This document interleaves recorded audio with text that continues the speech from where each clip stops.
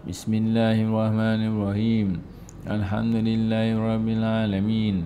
Wassalatu wassalamu ala sayyidina wa maulana Muhammadin wa ala alihi wa sahbihi ajma'in.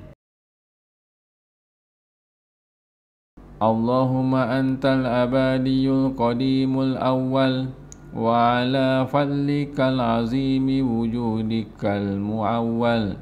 Wa hadza 'amun jadidun qad aqbala alaina nas'aluk al-ismata fihi minasy syaitani wa awliyaihi wa junudihi wal auna ala hadhihi an-nafsil ammarati bis-su'i wal ishtiwala bima yuqarribuna ilaika zulfa ya zal jalali wal ikram ya arhamar rahimin.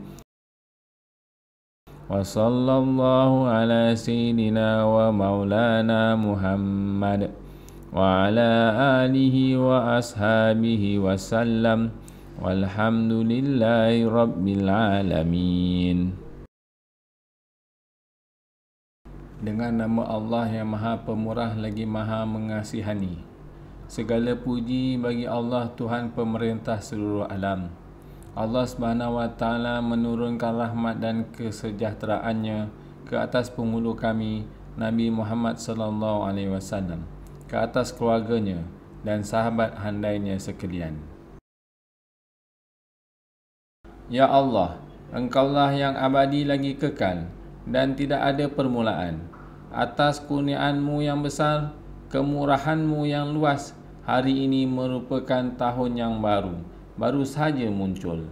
Kami memohon kepada-Mu supaya memelihara kami daripada syaitan, penyokong-penyokong dan tentera-tenteranya, serta menolong kami menentang nafsu yang mengajak kepada kejahatan.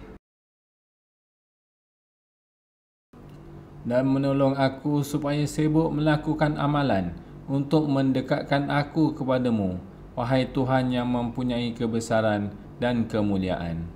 Wahai Tuhan yang Maha Pemurah lagi Maha Mengasihani, Allah Subhanahu wa taala telah menurunkan rahmat dan kesejahteraannya ke atas penghulu kami Nabi Muhammad sallallahu alaihi wasallam, keluarganya dan sahabatnya kesemua. Segala puji bagi Allah, Tuhan pemerintah alam.